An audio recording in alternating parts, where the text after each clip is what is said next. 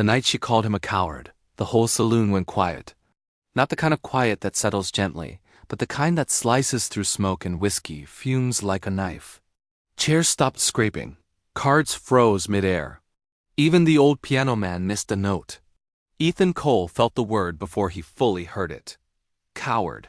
It hit harder than any fist he'd taken in his younger days. He stood near the bar, hat pulled low, dust still clinging to his coat from the long ride in. He hadn't planned on staying in Red Hollow past sundown. Just a drink. Just enough to forget the road and the ghosts that followed him everywhere. Then he would move on like he always did, but Clara Whitmore wasn't done speaking. "You heard me," she said, her voice steady but burning. "A coward." Ethan slowly turned. She stood near the far table, lamplight catching in her dark. Everyone in town knew her. The sheriff's daughter. The girl who used to laugh on Main Street before blood stained it. Now she stared at Ethan like he was something she'd scraped off her boot. "You ride in," she continued, "wearing that bad-shaped scar on your soul, acting like you're too good to remember what you did. But I remember." A murmur rippled through the room. Ethan swallowed. His throat felt dry as the plains in August. "I don't know you, ma'am," he said quietly. She let out a bitter laugh. "You don't get to forget me just because it's convenient." The saloon owner cleared his throat. "Clara, no," she snapped. "Let him hear it." Her gaze locked onto Ethan's. "My father trusted you. Sheriff Samuel Whitmore trusted you with his back. And when the bullets came, you rode away." The word "rode" hung heavy between them. Ethan felt every eye in the room boring into him now. He could smell the sweat of nervous men, the sharp sting of whiskey, the old wood soaked with years of spilled regret. "I didn't," he started, then stopped, because what could he say? He had ridden away. Clara stepped closer, her boots striking the floor with quiet fury. "They say you were once the fastest gun in 3 counties. They say outlaws feared your shadow. But when it mattered, when my father needed you, you vanished." Her voice cracked then. "Just for a moment. You left him to die." Ethan's hand trembled as it rested on the bar. He remembered that day like it was carved into his bones. The ambush. The shouting, the chaos. The outlaw gang spilling out of the canyon like wolves. He remembered Sam Whitmore shouting his name. Remembered the fear-real, animal fear tightening his chest until he couldn't breathe. And he remembered turning his horse. "I was young," Ethan said, his voice barely above a whisper. "I was scared." Clara's eyes glistened, but her chin stayed high. "So was my father." Silence swallowed the room. She leaned in close enough that only he could hear her next words.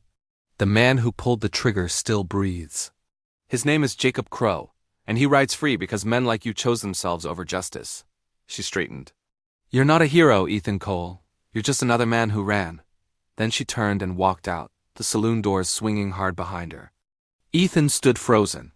He could feel something breaking open inside him, something he kept buried for years under miles of road and layers of guilt. The bartender slid him his drink. "Best let it go," he muttered. "That wound don't heal easy." Ethan stared into the amber liquid. He had spent a lifetime running from that day, from Red Hollow. From the look on Sam Whitmore's face when Ethan's horse had turned away. That night sleep wouldn't come. Ethan lay on the narrow bed in the room above the saloon, staring at the cracked ceiling as wind rattled the window panes. Clara's words replayed over and over, each time cutting deeper. "The man who pulled the trigger still breathes. Jacob Crow." The name clawed at him. Crow had been the leader of that gang, cold-eyed, ruthless, with a smile that never reached his eyes. Ethan had heard rumors over the years. Said Crow drifted between territories, always one step ahead of the law. Always leaving graves behind. Ethan rolled onto his side and pressed his fist against his chest. He had survived. Sam Whitmore had not. And every sunrise since had felt like borrowed time. Just before dawn, Ethan made his decision. He saddled his horse while the town still slept, the sky pale and bruised with early light. The air was sharp, carrying the promise of another long day. He wasn't running this time. Tracking Jacob Crow took weeks. The trail wound through scorched plains and rocky passes, through towns that whispered Crow's name like a curse. Ethan followed signs most men would miss: a broken branch, a boot print half erased by wind, the uneasy silence that followed Crow wherever he went. When Ethan finally found him, it wasn't in a blaze of gunfire. It was at a remote creek, tucked between low hills, where cottonwoods bent over the water like tired men. Crow sat on a rock, washing blood from his hands, not his blood. Ethan dismounted slowly, every muscle tense. "Don't move," he said. Crow looked up, calm as ever. "Knew you'd come eventually." Ethan's finger tightened on the trigger. "You remember Sheriff Whitmore?" Crow smirked. "Hard to forget a man who begged." Something dark flashed through Ethan. He fired not at Crow, but at the ground by his feet. "Stand up," Crow obeyed, hands raised, eyes calculating. "You gonna kill me, Cole? Or you finally grew a conscience?" Ethan's voice shook. "I'm taking you back to Red Hollow," Crow laughed. "For what? So they can hang me?" "You think that'll make her forgive you?" Ethan said nothing. He bound Crow's hands and mounted his horse, tying the outlaw to the saddle behind him. The ride back felt longer than the ride out. Crow talked the whole way, taunting, mocking, digging at old wounds. Ethan didn't answer. He focused on the road, on the rhythm of hooves, on the fragile thread of resolve holding him together. As Red Hollow came into view, the sun was just beginning to set, casting the town in gold and shadow. People noticed. Doors opened, voices rose, word spread like wildfire. By the time Ethan reached the saloon, a crowd had gathered. Clara stood at the edge, her face pale, eyes fixed on the bound man slumped behind Ethan. Recognition hit her like a blow. "That's him," someone whispered. Ethan dismounted and turned to face her. "I told you I was scared," he said, his voice carrying through the square. "I told you I ran." He met her eyes. "I'm done running." Crow laughed behind him. "You really think this changes anything?" Ethan didn't look back. Clara stepped forward, her hands trembling. "Why?" she asked. "Why now?" Ethan took a breath, feeling the weight of every year he'd wasted. "Because every dawn since your father died," he said, "I've known I didn't deserve to see it." The sheriff approached, eyes hard. "We'll take him." As Crow was dragged away, he leaned toward Ethan and whispered, "You think this ends your guilt?" Ethan closed his eyes, because he knew the truth. Bringing Jacob Crow back wasn't the end. It was only the beginning. And somewhere deep inside, Ethan feared the price of redemption would be far higher than he was ready to pay. Thanks for watching. If you want to see what happens next, when the past collides with the present and forgiveness proves harder than justice, make sure you subscribe for part 2. See you then. The jailhouse door slammed shut, a sound that echoed through Red Hollow like a judge's gavel. Jacob Crow sat behind iron bars, wrists shackled, his smirk unbroken. The townsfolk lingered outside, whispering, staring, measuring the weight of a man they had feared for years. Some wanted him dead before nightfall. Others wanted to watch him hang, slow and public. Clara Whitmore stood apart from them all. She watched Crow through the small, dusty window, her fingers clenched so tightly her knuckles whitened. For years she had imagined this moment, his face, his breathing, the knowledge that he could not run anymore. But now that he was here, her chest ached in ways she hadn't expected. Ethan Cole leaned against the hitching post across the street, hat shadowing his eyes. He didn't dare step closer. Not yet. He had delivered the killer back to the town he had abandoned. But redemption wasn't something you handed over like a prisoner. It had to be earned. The new sheriff, Tom Briggs, approached him. "You did a dangerous thing bringing him in alive." Ethan nodded. "Wasn't my place to decide his end." Briggs studied him. "You planning to stay?" Ethan hesitated. "As long as I'm needed." That night, Red Hollow didn't sleep. Lanterns burned late. Men argued outside the jail. Mothers pulled children indoors. The air buzzed with the kind of tension that came before violence. Clara sat alone in her childhood home, the one that still smelled faintly of her father's pipe tobacco and saddle oil. She ran her fingers along the mantel where his badge once hung. "You always said justice wasn't revenge," she whispered to the empty room. "I hope you were right." A knock came at the door. Her heart jumped. She opened it to find Ethan standing on the porch, hat in his hands. "I won't stay long," he said. She crossed her arms. "You shouldn't be here." "I know." He swallowed. "But there are things you need to hear." She considered slamming the door. Instead, she stepped aside. Inside, the lamplight painted long shadows across the walls. Ethan stood awkwardly, like a man who didn't know where to put his hands or his guilt. "I didn't ride away because I didn't care," he said. "I rode away because I was afraid I'd die before I'd ever lived." Clara's voice was tight. "My father didn't get that choice." "No," Ethan agreed. "And that's why I came back. She turned to face him, eyes shining with unshed tears. Do you know what it's like to grow up watching people look at you with pity? To hear your father's name spoken like a tragedy instead of a man? Ethan nodded slowly. I live with his ghost, too. Silence settled between them, heavy but honest. Finally, Clara spoke. Jacob Crow didn't act alone. Ethan stiffened. What do you mean? There was someone else, she said. Someone inside this town. Someone who tipped them off. My father was betrayed. The words hit Ethan like a punch. Who? He asked. Clara shook her head.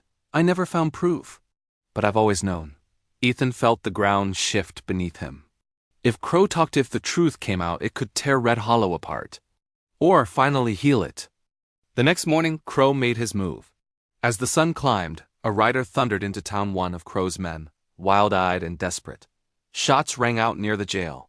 Panic erupted. Ethan was already running. He disarmed the rider in a blur of motion, his instincts sharp despite the years. But the distraction was enough. Inside the jail, Crow lunged at the deputy guarding him, grabbing the keys and a dropped revolver.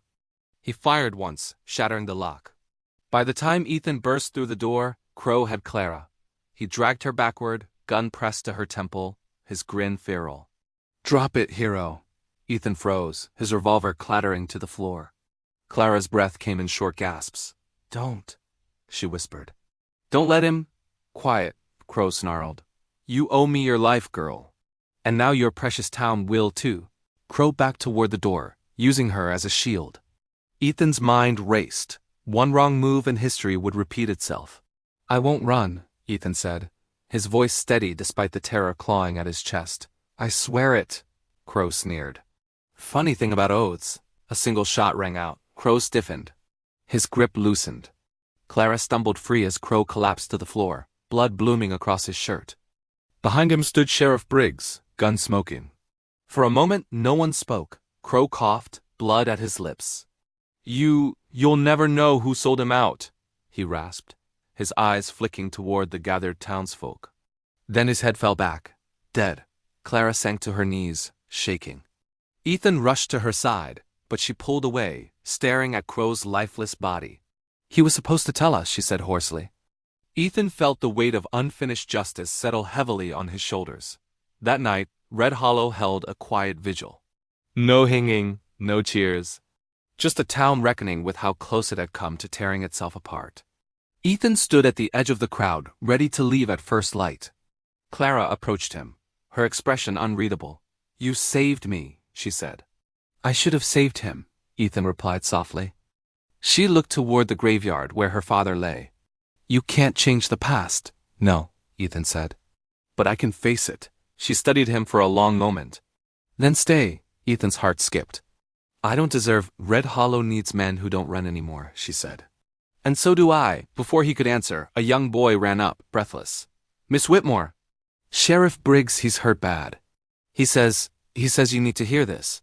They rushed to the sheriff's office. Briggs lay pale and sweating, blood seeping through his bandage. He grabbed Clara's hand weakly. Your father. He trusted the wrong man, he whispered. The traitor's still here, Clara's breath caught. Who? Briggs's eyes slid toward Ethan and then closed. The room went silent. Ethan felt every gaze turn toward him. Shock, doubt, fear. Clara pulled her hand free slowly, staring at Ethan like she was seeing him for the first time. What did he mean? She asked. Ethan's chest tightened. Because if the truth came out, if his past held more secrets than he confessed, then bringing Crow back hadn't been redemption at all. It had been the opening of a wound that might never heal. And dawn was coming fast. Thanks for listening to this part of the story. If you're as hooked as I am, make sure to subscribe and hit that notification bell so you don't miss the thrilling conclusion. See you next time. Dawn broke over Red Hollow like a quiet judgment. The sky burned soft gold and pale blue, indifferent to the storm it had left inside the town. A rooster crowed somewhere, and life dared to continue, but nothing felt the same. I stood alone in the sheriff's office, my hands resting on the rough wooden desk that once belonged to Samuel Whitmore.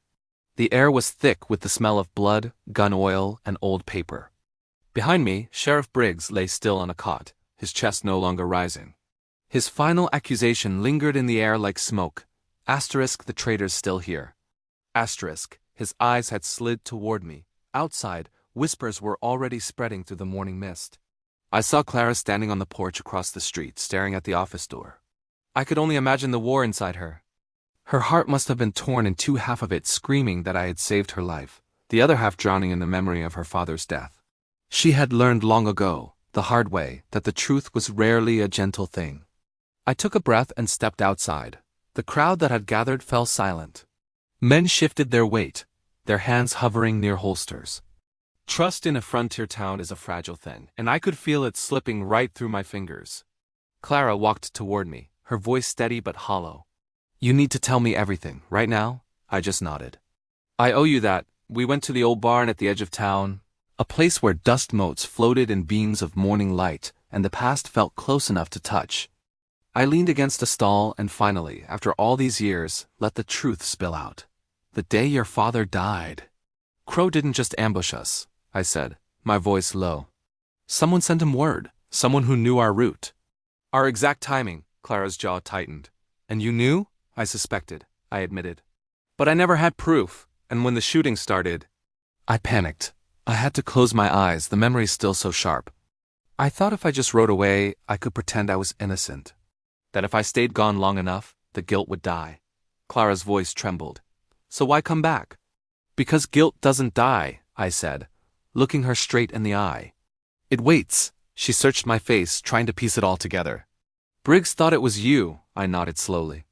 "Because I kept one secret from him. From everyone." I reached into my coat and pulled out a folded scrap of paper, yellowed with age. "A week before the ambush, your father received a letter," I explained. "A warning. It said the gang knew his patrol route." Clara's breath caught in her throat. "Why didn't he change it?" "He planned to," I replied. "But that letter never came through official channels. It was handed to him by someone he trusted." Clara unfolded the paper with shaking hands. The handwriting was neat, flowing. Familiar. I saw her stomach drop as she stared at it. "It's mine," she whispered, her voice barely audible. I recognized the pen strokes. "But I never wrote this." I met her eyes. "Your father suspected someone was forging correspondence. Someone close." A long silence stretched between us, thick with the weight of years of misunderstanding. Then, like a gunshot, realization struck her. "The preacher," she said, her voice sharp. "Reverend Halley. He handled the mail when Pei was on patrol." I nodded. "Crow mentioned a man of God once." I didn't understand what he meant back then. Clara's hands clenched into fists at her sides. "He stood at my father's funeral. He prayed over his grave." Pure anger was finally replacing her grief. "We confronted Reverend Halley just after midday. The church stood quiet, peaceful, with sunlight pouring through the stained glass. Halley was at the altar, calm as ever, until he saw the letter in Clara's hand. His shoulders sagged. All the false righteousness seemed to drain right out of him. "I didn't mean for Samuel to die," he said softly. "Crow was just supposed to scare him. Force him to leave town." "Why?" Clara demanded, her voice echoing in the empty church. Hale's voice cracked. "Because your father was closing in on me, on my dealings. I thought God would forgive me." I stepped forward then. "God doesn't forgive murder through cowardice." Halley didn't resist when we took him in. This time, justice was clear. By sunset, Reverend Halley sat behind bars. There were no speeches, no violence. Just the heavy, solid certainty of the truth. Red Hollow finally exhaled. That night, Clara visited her father's grave. I stood a respectful distance away, my hat in my hand. "I spent years hating you," Clara said quietly, not turning around. It was easier than facing how broken everything was. I swallowed hard. "You had every right." She finally turned to face me. "You came back knowing you might be blamed. Knowing you might hang." "I deserved worse," I said. She studied me for a long moment, then nodded toward the grave. "My father believed men could change." My eyes filled, a feeling I hadn't allowed myself in years. I hope he was right. The days passed. I stayed. I helped repair fences, escorted wagons, and sat with the frightened at night. I didn't ask for anyone's forgiveness. I knew I had to earn trust the only way the West understands, through action. One evening, as the sun melted into the horizon, Clara found me fixing a broken hitch. "You could leave," she said. "No one would stop you." I wiped the grease from my hands. "I know. Why don't you?" I looked out at the open land, the same land I had once fled from in terror. Because for the first time, I'm not running from who I was. Clara smiled faintly. Red Hollow could use a man like that. I met her gaze. So could I. Months later, the town gathered again. But this time, it wasn't for a funeral or a showdown. It was for something different. A new sheriff was sworn in. Me, Ethan Cole. As Clara pinned the badge to my chest, her fingers brushed my hand. My father would have trusted you, she said softly, my voice caught. I'll spend the rest of my life proving he was right. That night, as lanterns glowed and the sound of laughter finally returned to the streets of Red Hollow, I stood on the porch beside Clara, watching the town breathe again. The past hadn't vanished, but it no longer ruled me. I tipped my hat to the stars, feeling the quiet peace of a man who had finally ridden back, not just for forgiveness, but for truth. And in the stillness of the western night, redemption settled gently over Red Hollow, like the dawn after a long, unforgiving dark. Thanks for watching. If you enjoyed this story, don't forget to like and subscribe for more. We'll see you next time.